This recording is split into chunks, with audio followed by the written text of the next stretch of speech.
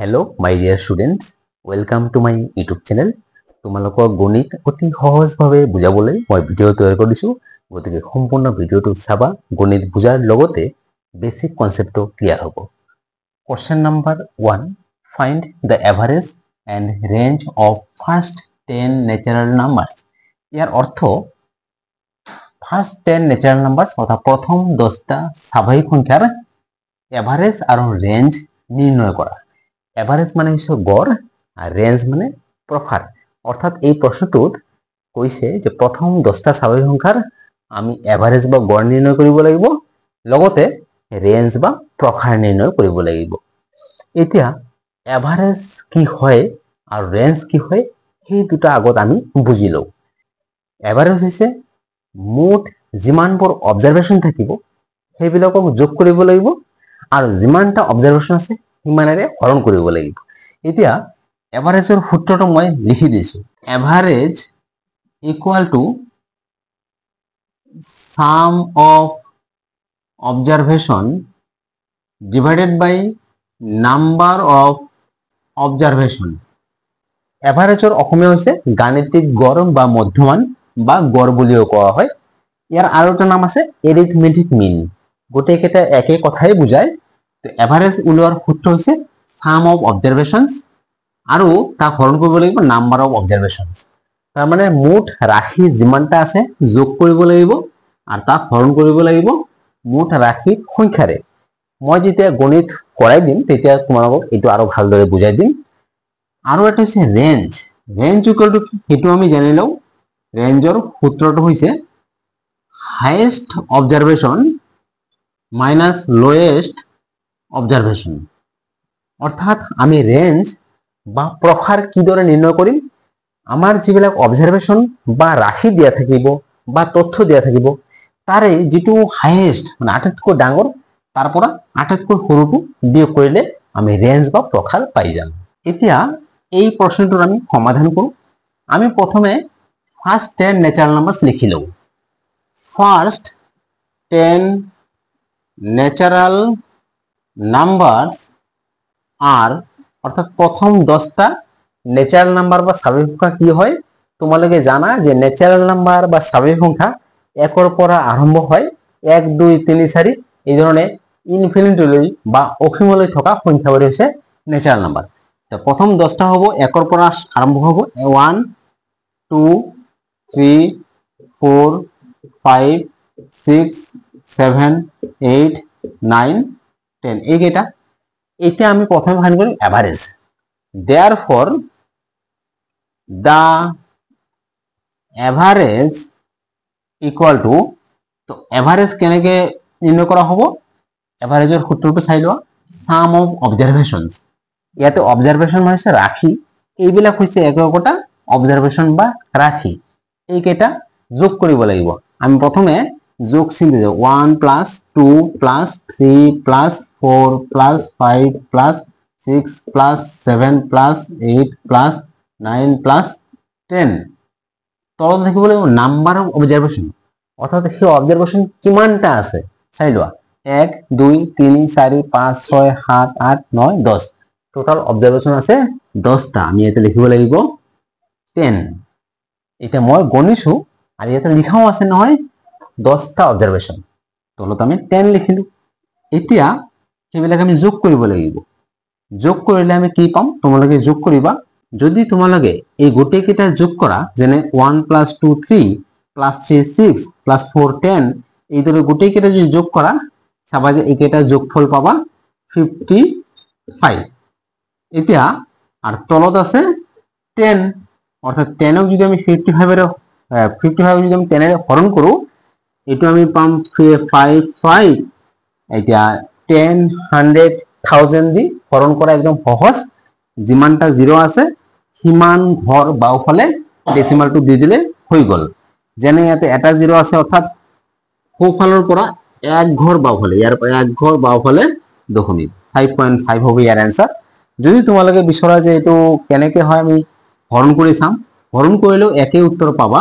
যেনে 55 এইটো 5 দি 50 হ'ব, মাইনাস কৰিলে 5 এতিয়া আৰু ইয়াৰ পৰা সংখ্যা তলত নমাব পৰা নাই, গতিকে ডেচিমাল দিলে এটা 0 লিখিব পাৰিম, আকৌ 5 দি 50, তো এনসাৰ পালো এইটো, 5.5 পাবা। এতিয়া আমি নিৰ্ণয় কৰিম range. Therefore the range equal to, তো ৰেঞ্জৰ সূত্ৰ মই লিখি দিছো, highest observation minus lowest observation. তোমালোকে চোৱা ইয়াতে একদম হাইয়েস্ট কিমান আছে, এইকেইটাৰ ভিতৰত হাইয়েস্ট হৈছে 10, গতিকে 10 মাইনাস এইকেইটাৰ ভিতৰত লোয়েস্ট হৈছে 1, হাইয়েস্টৰ পৰা লোয়েস্ট মাইনাস হ'ব, 10 মাইনাস 1 9, গতিকে আমি এনসার পাই গলো। এই যে রাশি কেইটা আছে প্রথম 10টা ন্যাচারাল নাম্বার, তার এভারেজ বা গড় হইছে 5.5 আর রেঞ্জ বা প্রকার হইছে 9। Question number 2, in a district level sports competition 12 school participated. এর অর্থ জেলা ভিত্তিক খেল প্রতিযোগিতাত 12খন স্কুলে অংশগ্রহণ করেছিল। Prizes won by each school was as follows. প্ৰতিখন বিদ্যালয়ে পোৱা প্ৰাইজৰ সংখ্যা এনে ধৰণৰ, সেইটো হৈছে 11, 8, 13, 6, 10, 15, 18, 9, 10, 9, 11, 12, অৰ্থাৎ 12খন যে স্কুল আছে, এতিয়া কোনো এখন স্কুলে প্ৰাইজ পাইছে 11খন, কোনো এখন স্কুলে 8খন, আৰু এখন স্কুলে 13খন, আৰু এখন স্কুলে 6খন, এই ধৰণে একোখন স্কুলে যিমান সংখ্যক প্ৰাইজ পাইছে সেইটো ইয়াতে দিয়া আছে।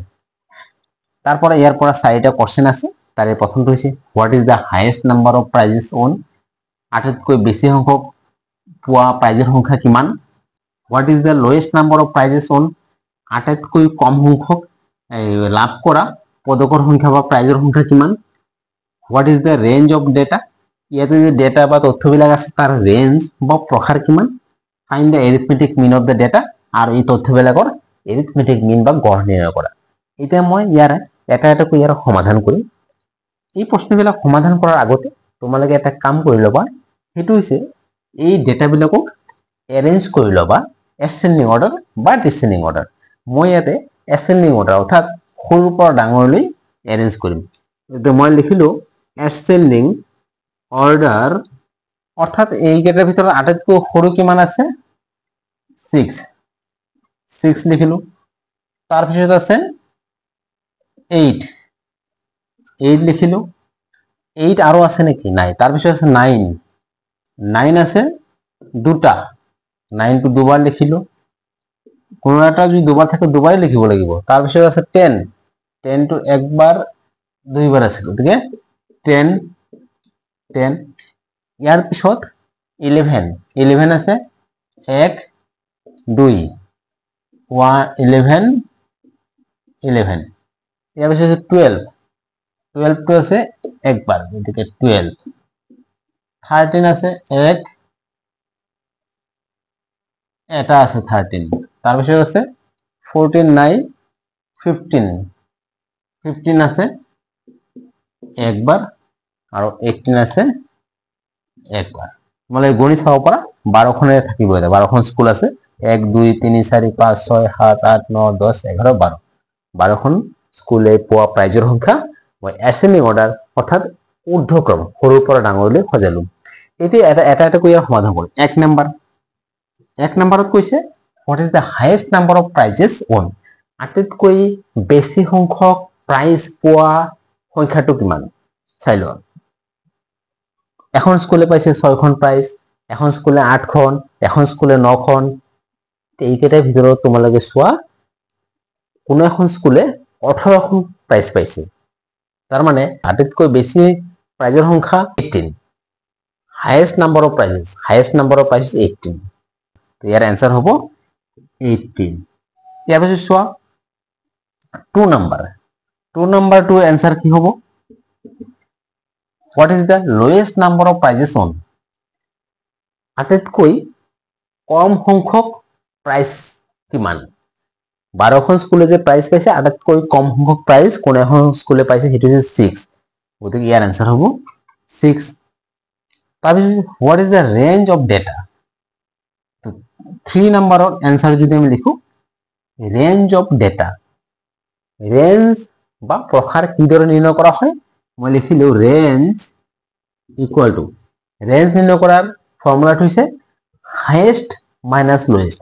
এইকেইটাৰ ভিতৰত হাইয়েষ্ট হৈছে 18 মাইনাছ লোৱেষ্ট হৈছে 6। তো 18 ৰ পৰা 6 মাইনাছ কৰিলে আমি পাম 12। গতিকে ৰেঞ্জ বা প্ৰকাৰ হৈছে 12। এতিয়া আমি ফাইন্ড কৰিব লাগিব 4 নম্বৰ। 4 নম্বৰ find the arithmetic mean of the data. ইয়াতে যে ডেটাবোৰ আছে তাৰে এৰিথমেটিক মিন বা গড়। The arithmetic mean equal to, arithmetic mean ওলোৱাৰ সূত্ৰটো কি? এই গোটেই কেইটা যোগ কৰিব লাগিব।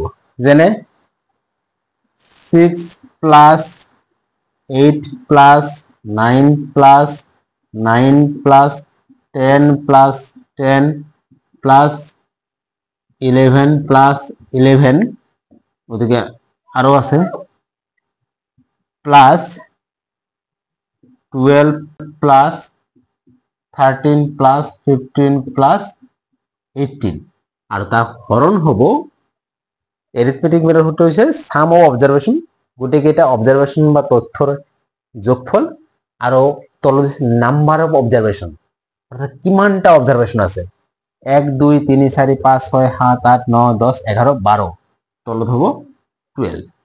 এটা এই কেইটা যদি যোগ করো, এই গোটেইবোৰ যদি যোগ করা তোমালোকে পাবা 132। এই 132 ডিভাইড হব 12 দি। 132 12 দি ডিভাইড করলে পাবা 11, অর্থাৎ এরিথমেটিক মিন হইছে 11। Question number 3, in an evaluation a student obtained following marks out of 100। ইয়ার অর্থ কোনো একটা মূল্যায়নত এজন ছাত্রই তলত দিয়া ধরনের নম্বর লাভ করেছে। 100 ভিতৰত নম্বৰ, তাৰ ভিতৰত তলত দিয়া ধরনের লাভ করেছে। যেনে ম্যাথমেটিক্সত লাভ করেছে 75, সোশ্যাল সায়েন্সত 69, এছামিছত 73, ইংলিশত 67, সায়েন্সত 82, হিন্দি 78। এতিয়া তলত লিখা আছে find the average of the marks obtain. Find মানে নির্ণয় করা, কি নির্ণয় কৰিব লাগিব? এই যে তেওঁ যে নম্বৰ লাভ কৰিছে তাৰ এভাৰেজ নিৰ্ণয় কৰিব লাগিব। অৰ্থাৎ এজন ছাত্ৰই 6টা বিষয়ত লাভ কৰাৰ নম্বৰৰ এভাৰেজ বা এৰিথমেটিক মিন বা গড় নিৰ্ণয় কৰিব লাগিব। এতিয়া আমি এই ধৰণে লিখিম দা এভারেজ ইকুয়াল টু, এভারেজ নির্ণয় করা মই ইয়াতে সূত্রটো লিখি দিছো। এভারেজ নির্ণয় করা সূত্র দিছে সাম অফ অবজারভেশন, তলত হব নাম্বার অফ অবজারভেশন। এতিয়া সাম অফ অবজারভেশন মানে ইয়াতে তোমালোকে চোৱা অবজাৰভেশন হৈছে এইটো 75 69 73 67 82 78, অৰ্থাৎ অবজাৰভেশন মানে হৈছে ৰাশি বা তথ্য। ইয়াতে তথ্য হৈছে এই ছাত্ৰজনে পোৱা নম্বৰসমূহ। গতিকে এই গোটেই কেইটা যোগ কৰিব লাগিব। তো আমি কি লিখিম? আছ এটা টানাৰ পিছত আমি লিখিম 75 plus 69 plus 73 plus 67 plus 82 plus 78। তলত দিছে নাম্বার অফ অবজারভেশন। এই যে অবজারভেশন তার সংখ্যা কিমানটা, মানে কিমানটা অবজারভেশন চোৱা 1 2 3 4 5 6, তো 6টা অবজারভেশন আমি এটা লিখিব লাগিব 6। তার পিছত আমি ইয়াতে এইকেইটা যোগ করে যি পাম লিখিম। যেনে ধৰি লোৱা এইকেইটা যদি যোগ কৰা তোমালোকে ৰাফলি যোগ কৰিবা,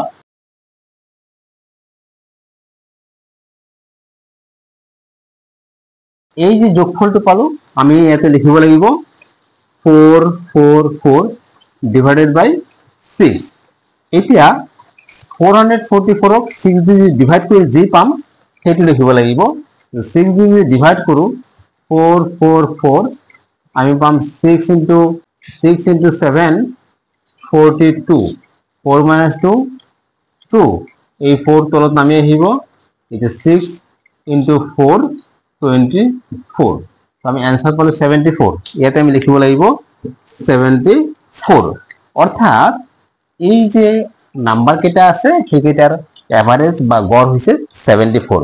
তো আমি এনসার লিখিব লাগিব এনসার হৈছে 74 Question number 4 The number of HSLC examination passed out student of a school in last 5 years are 40 62 68 48 52 respective ইয়াৰ অৰ্থ যোৱা 5 বছৰত কোনো এখন স্কুলৰ পাস্ড আউট বা উত্তীৰ্ণ হোৱা ছাত্ৰ-ছাত্ৰীৰ সংখ্যা হৈছে এই ধৰণৰ অৰ্থাৎ কোনো এখন স্কুলৰ যোৱা 5 বছৰত HSLC বা হাই স্কুল শিক্ষান্ত পৰীক্ষাত উত্তীৰ্ণ হোৱা ছাত্ৰ-ছাত্ৰীৰ সংখ্যা দিয়া আছে find average of the passed out students আৰু সেই পাস্ড আউট ষ্টুডেন্ট বা উত্তীৰ্ণ হোৱা ছাত্ৰ-ছাত্ৰীৰ এভাৰেজ নিৰ্ণয় কৰা বা গড় নিৰ্ণয় কৰা তো আমাৰ ইয়াতে 5 বছৰত কোনো এখন স্কুলত কিমানটা কৰি ছাত্ৰ-ছাত্ৰী পাছ কৰিছিল আৰু সেইকেইটাৰ গড় নিৰ্ণয় কৰিব লাগিব আমি প্ৰথমে লিখো the average equal to average কিদৰে পোৱা যাব এইকেইটা যোগ কৰিব লাগিব 40 plus 62 plus 68 plus 48 plus 52 আৰু তলত লিখিব লাগিব কিমানটা আছে 1 2 3 4 5 মোট 5টা তথ্য আছে বা 5টা ৰাখি আছে 5 লিখিব লাগিব এতিয়া যদি এইকেইটা যোগ কৰো 270 অৰ্থাৎ এই গোটেইকেইটা যোগ কৰিলে আমি পাম 270 তো আমি ইয়াতে লিখিব লাগিব 270 তলত 5 এটা 270 যদি 5 এৰে হৰণ কৰো আমি পাম 54 অৰ্থাৎ 54 তাৰ মানে এইকেইটা সংখ্যাৰ এভাৰেজ হৈছে 54 আমি आंसर লিখিব লাগিব the average of the passed out the average passed out students equal to 54 এতিয়া এই এভারেজটো কি হয় কই দিও চাই দিও প্রতিটো বছর কিন্তু passed out বা উত্তীর্ণ হওয়া ছাত্রছাত্রী বেলেগ কিন্তু এভারেজ পাইছে 54 এভারেজ বুঝায় যে প্রতি বছরে একে সমানে যদি ধরা হয় গড় হিসেবে 54 জন উত্তীর্ণ হয়েছে Question number 5 A cricket player scored runs in 8 innings as follows ইয়াৰ অৰ্থ এজন ক্ৰিকেট খেলুৱৈয়ে 8টা ইনিংছত তলত দিয়া ধৰণে স্কোৰ বা ৰান কৰিছে যেনে কোন এটা ইনিংছত 77 কৰিছে কোন এটা ইনিংছত 41 কোন এটা ইনিংছত 101 কোনোবা এটাত 1 কৰিছে এই ধৰণে তেওঁ 8টা ইনিংছত বেলেগ বেলেগ স্কোৰ কৰিছে What is the average score of the player তেতিয়াহলে সেই প্লেয়াৰ বা খেলুৱৈজনৰ এভাৰেজ স্কোৰ বা গড় স্কোৰ কিমান আমাতে অৰ্থাৎ এই প্ৰশ্নটোত এজন ক্ৰিকেট খেলুৱৈৰ 8টা ইনিংছৰ স্কোৰ দিয়া আছে আমি তাৰ গড় নিৰ্ণয় কৰিব লাগিব তোমালোকে জানা যে গড় বা এভাৰেজ স্কোৰ কিদৰে নিৰ্ণয় কৰিব লাগে তো এভাৰেজ নিৰ্ণয় কৰাৰ পদ্ধতিটো হৈছে যিমান কেইটা তথ্য আছে ওপৰত লিখিব লাগে যেনে ইয়াত আছে 77 plus 41 plus 101 plus 46 plus 59 plus 1 plus 36 plus 47 আৰু তলত দেখিব লাগিব কিমানটা তথ্য আছে 1 2 3 4 5 6 7 8 তলত লিখিব লাগিব নাম্বার অফ অবজারভেশন আছে 8টা অর্থাৎ ওপৰত যিমান কেইটা তথ্য আছে যোগ কৰিব লাগে আৰু তলত লিখিব লাগে কিমানটা আছে এতিয়া এই কেইটা যোগ কৰিলে যি পাম আমি ওপৰত লিখিব লাগিব আৰু তলত 8 থাকিব এটা তোমালোকে চোৱা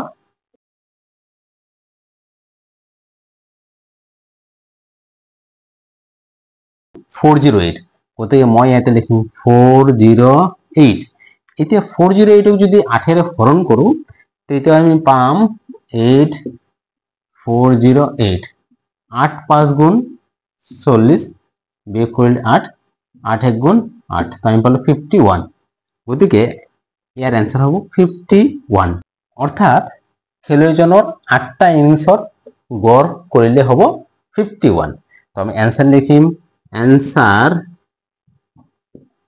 the average score of the player is 51 average score হয়েছে 51। 8টা ইনিংসত কিন্তু বেলেগ বেলেগ স্কোর করেছে, কিন্তু এভারেজ হয়েছে 51। এভারেজ মানে বোঝায় প্রতিটো ইনিংসতে সমান হিসাবে ধরিলে 51 হয়, কিন্তু একচুয়ালি কোনোবা এটাত কম কোনোবা এটাত বেশি। এভারেজ হৈছে প্ৰতিটো ইনিংসতে সমানে তেওঁৰ ইমানকৈ স্কোৰ হৈছে। ডিয়াৰ ষ্টুডেণ্টছ, ভিডিঅ'টো ভাল লাগিছে নে কমেণ্ট কৰি জনাবা। যদি ভাল লাগিছে চেনেলটো ছাবস্ক্ৰাইব কৰিবা আৰু ভিডিঅ'টো বন্ধু বান্ধৱীৰ লগত শ্বেয়াৰ কৰিবা। Thank U.